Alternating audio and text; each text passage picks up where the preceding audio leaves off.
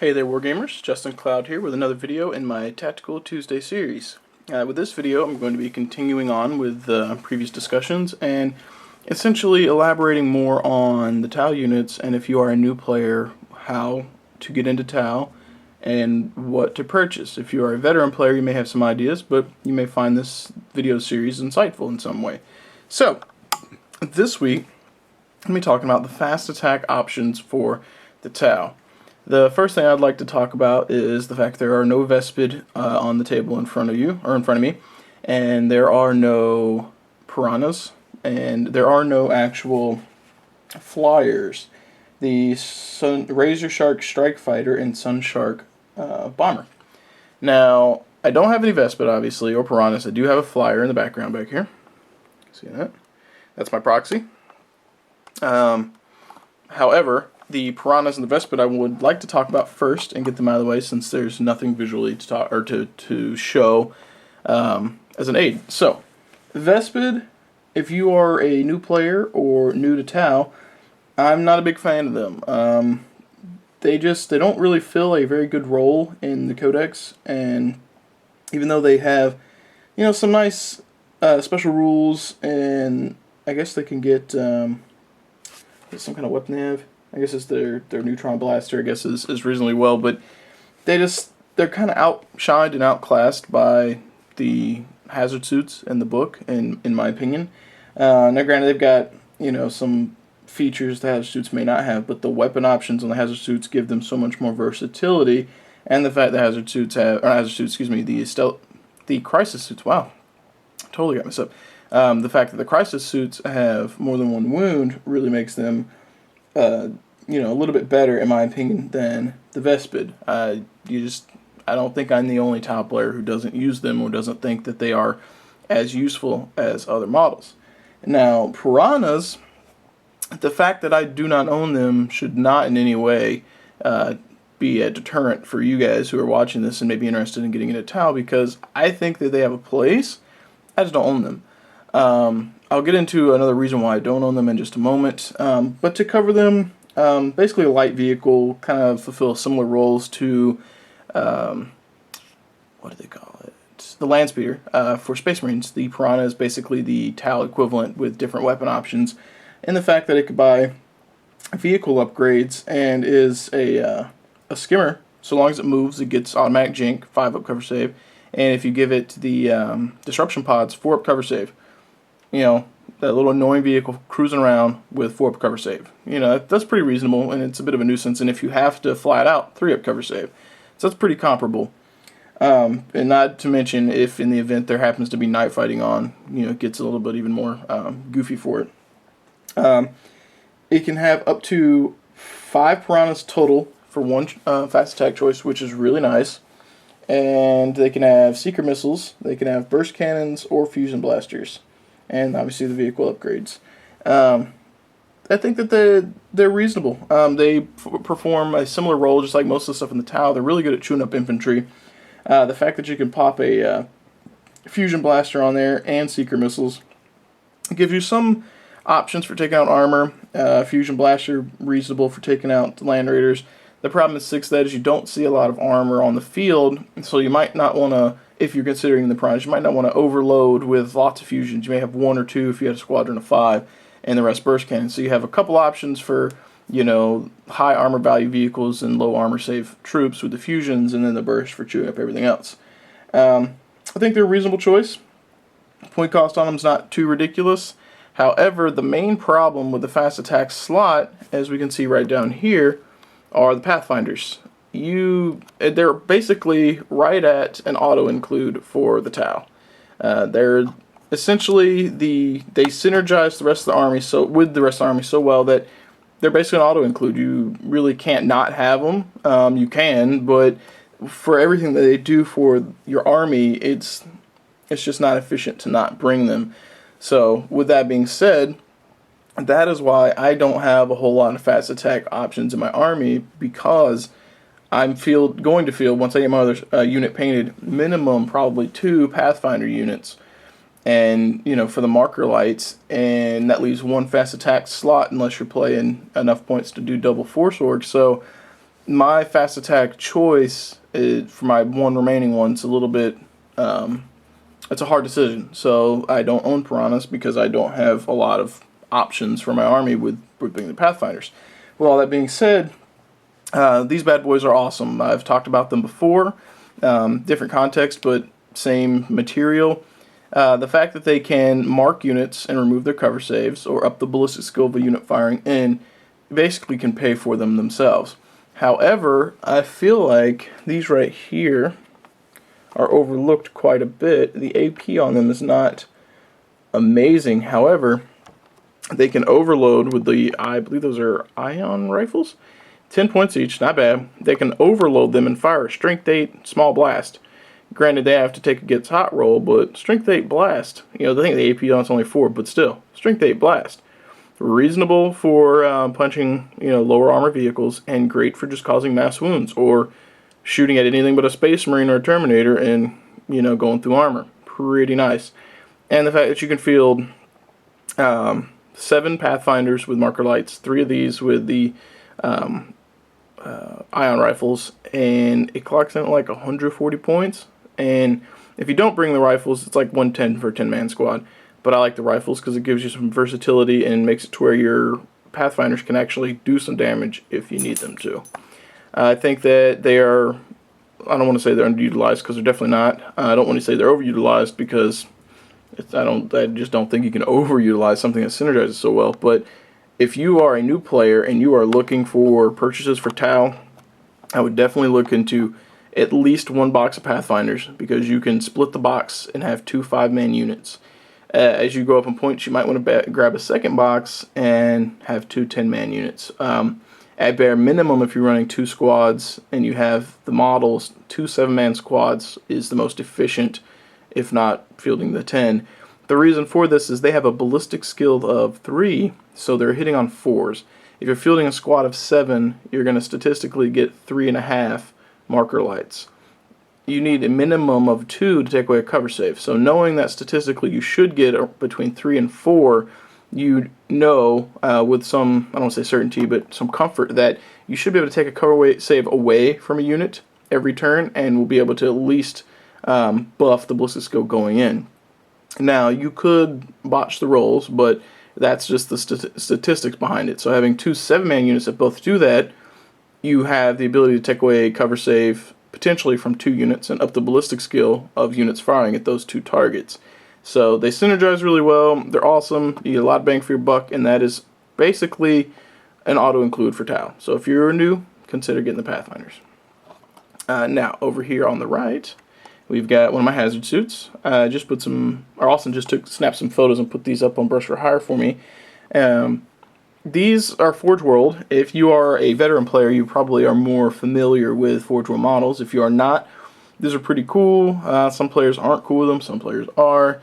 They are fast attack slot. They're basically a beefed up crisis suit. You're looking at toughness 5, 3-up save. The downside to them is the fact that their weapon options are very expensive and their gear upgrades are very expensive, and they're only 2-1 models. So if you start throwing on the fancy gear on these, it starts to be a bit of a point sink, and it hurts. For me, personally, the reason why I like them is the bodyguard units for your Crisis Suit commanders, if you're going with that as your HQ, they don't get the 5 toughness. So if you give your commander the Iridium armor upgrade and he gets a 2-up save and 5 toughness, and then attach him to a Crisis Suit team or bodyguard team, your opponent's wounded on the average toughness. So if there are 2 Crisis Suits with him, they both have toughness 4, he has toughness 5, you're wounding against the 4, not the 5. By bringing in the hazard suits as my 3rd fast attack option, and I can bring in a 3-man unit, their toughness 5, I can attach my Crisis Suit commander to them and fulfill a similar role, and you have to wound against the 5 and not the 4. So that's why I like them.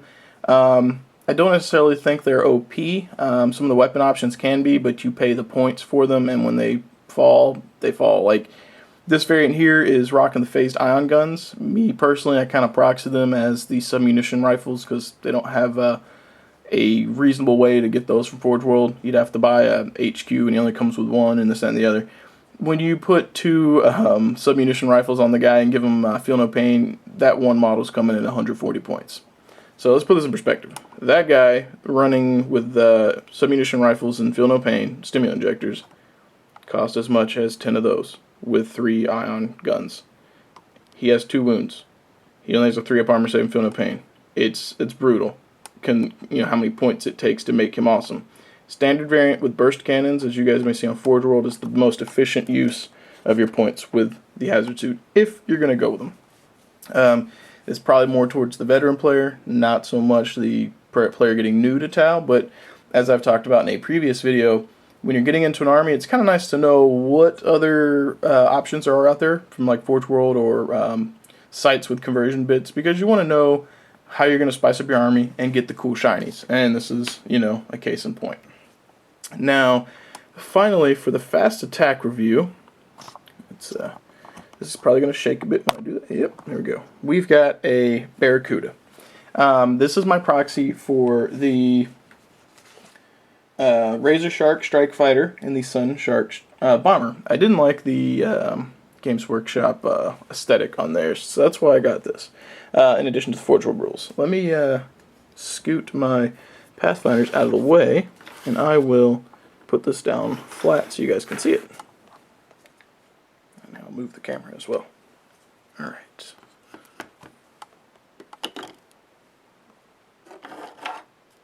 Here we go. Zooming down. Alright, first of all, on the right, that's Dragon Forge Designs base. I love them. If you haven't checked them out, I'll put a link in the description below. Owner's name is Jeff. Really cool guy. Bases are really affordable, so I don't get paid for that or anything. I just, when I found them and started using them, I was like, wow. I was so desperate to make my models have cool bases and found a cheap way to do it without having to go through the hassle of gluing down anything other than the grass. So, anyways, product placement done. We're going to talk about the flyer fast attack options for the Tau now. Alright, so let's go with the non-Forge World stuff first. Forget the fact that this is a Barracuda for now. And let's talk about the Razor Shark Strike Fighter. Essentially, Razor Shark Strike Fighter carries 2 Seeker missiles, which is nice, sort of, and a quad ion turret. The quad ion turret is kind of like if you're familiar with the Riptide or the Hammerhead already, it's basically one of their ion cannons, but kind of beefed down. It's AP4 even on its blast. So a little bit similar to the ion rifle that the Pathfinders carry. So strength 7 AP4, 4 shots for the flyer, obviously, and it's more than the Pathfinders rock, and its blast is a strength 8 AP4. I think it's cool, not terrible for shooting at other flyers considering the strength, but it can't blast other flyers, so it's kind of a, do I shoot flyers at strength 7 or drop a blast on infantry at strength 8? It's kind of the trade-off. The fact that it also gets hot is also kind of a letdown, because you could lose a whole point just trying to fire the gun, and it's not even a high AP. If you are a veteran player, you may be familiar with the Helldrakes for Chaos, and it's got a flame template that's AP3. This thing has, it's an ion weapon, and it's AP4. And it just, some of the things GW's put out didn't make much sense, and that was one of them. I can see why they wouldn't want to give you access to more AP3 blast, but as it stands, you can field 3 Riptides and 3 ion Hammerheads with AP3 blast. So, or AP better, I think the Riptide's AP2. So, if that was their thought, kudos to GW for trying, but they've already given you, as a Tau player, the ability to spam those blasts. Anyway, just didn't see why they didn't make the flyer comparable to current flyers. So, that is why I don't use it, but I do have the option to proxy with this. Of the 2 flyers, I think the Sun Shark Bomber is the better variant. It relies more so on flying over and dropping bombs on your targets, and it has a twin-linked ion rifle, which is alright, but it's the fact that it can bomb other flyers that I think gives it, or not other flyers, it can bomb, it can do bombing runs, and it's, a kind of a target, or a unit that comes in later in the game, and opponents may not think about it or consider it, and it flies in and just kind of, it's just annoying. Flies in, bombs, potentially flies off, comes back, does it again. There is a potential that it won't be able to bomb anymore when it runs out of bombs if you roll poorly. But the fact that it's got a missile pod, networked marker lights, and 2 seeker missiles, and it has a drone with a twin-linked ion rifle, and the drone can detach, I believe. It has some decent options if it runs out of bombs, and it's only 15 more points than the Strike Fighter. If I was to proxy with the Barracuda here as that model, I'd be more likely to run it as the bomber than the fighter. Again, kind of tying this all in together with the discussion for fast attack options, you have to weigh in what you're trying to field, though, in conjunction with the Pathfinders, because you really need those. So if you field that flyer, you're probably only going to get 1, maybe 2, but if you run 2, you're limiting the amount of Pathfinders you can bring. Now, the Barracuda, it is a Forge World model. It clocks in at, I think, 130 points, give or take. Only has 2 hull points. It gets access to all the vehicle upgrades that Tau have, so you can give it disruption pods, which is nice. It has, I forget what the ability's called on it, but basically if it jinx, it gets a bonus +1 to its save because it's so fast. So if it jinx, it goes from a 5 to a 4, and with disruption pods, a 4 to a 3. 3-up save. The thing I like about the Barracuda, if you run it with the Pathfinders and it starts to take massive fire and you're forced to jink and you don't get destroyed, you can just marker light the target and shoot at that target with the Barracuda and use the marks to up your ballistic skill, because you can do that according to the Tau book. You can up the ballistic skill snapshots. Granted, it won't be able to fire its main gun's option, the ion cannon, but it could fire it in the non-blast variant. So it comes in with 2 long barrel burst cannons. It's got a missile pod, and it's got the ion cannon. The ion cannon can be overloaded, and it hits it, I believe, AP3. It can get hot, which kind of stinks because this thing only has 2 hull points, but it's point efficient. And if you manage to get hot and take the hull point, you just don't overload it anymore. Not overloading is like, I think it's 2 shots, 3 shots, something like that. Excuse me, heavy 3. It gets fire 3 shots, and the 3 shots are strength 7 AP3.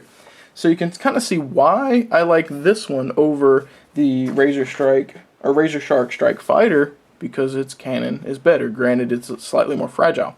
The long barrel burst cannons ignore jinx saves, so you can't take jinx against them, which is okay if you're shooting against a flyer's rear armor, particularly Valkyries and Storm Talons. Storm Ravens have a rear 12, so you're really not doing anything to it. I'm not even familiar with the Helldrake enough to know what its rear armor is, but it's nice to be able to do something. The missile pod's also twin link, so it packs quite a bit of a punch, and with the disruption pods, it comes in at like 145 points. So definitely not bad. Again, more of a model for the veteran player who's familiar with Forge World, but I like it personally as a good alternative model, even just for proxying, although it's a little more expensive to purchase, because I just didn't like the aesthetics on the Razor Shark or the Sun Shark. You guys out there might, and that's perfectly fine. So, with that being said, I hope that you guys find this video informative and useful in some way. I know I'm a little bit biased for not liking Vespid and not really caring too much for the Tau flyer options in their codex. Do not let that deter you. Please take my opinions with a grain of salt. Hopefully I wasn't too biased, but it may have come across that way. So if you want to try Vespid, hopefully my quick overview of them was good. Hopefully my quick overview of the flyers was good. If you are going to choose a flyer, I'm kind of hoping you might go with the bomber and give that a run. Maybe you'll enjoy that more than the strike fighter. I personally think it's better, but again, if you like the fighter variant, give it a shot. Other than that, I think that I covered the basics. Sorry, I apologize. The dogs are barking. I think it's about time for the mailman to come in. So yeah, it's definitely what it is. Well, I'm going to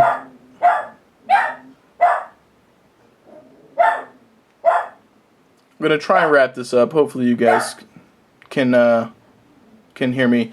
If you liked what I was saying or enjoyed it or agreed, didn't agree, please leave comments below. If you enjoyed the video, please like and subscribe. Again, hopefully I was not too biased. I know I'm trying to give you guys some kind of suggestions and information as fruit for thought and help you make educated purchases for the new players. Sometimes I think players kind of look at the codex and go, this is good, this is not, don't ever play this.